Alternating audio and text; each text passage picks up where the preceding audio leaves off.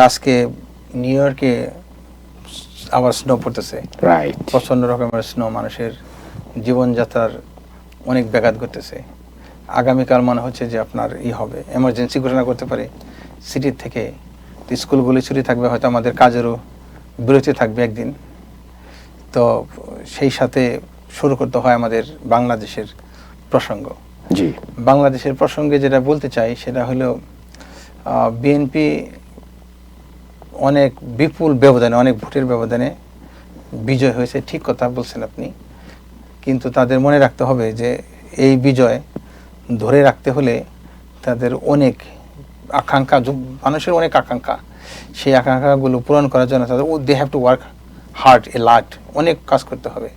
প্রথম কাজ তারা বলতেছিল যে ফ্যামিলি কার্ড আর অন্যান্য অনেক আশ্বাস দিয়েছিল। সে আশ্বাস পূরণ করা ইজ নট ইজি। একভাবে করতে পারে যদি তারা শেখ হাসিনার আমলে লুটকৃত টাকাগুলো যদি ফেরত আনতে পারে, সেটা একটু সহজ হবে। আদার দেন দেশীয় ফান্ডের থেকে এত সহজ হবে না।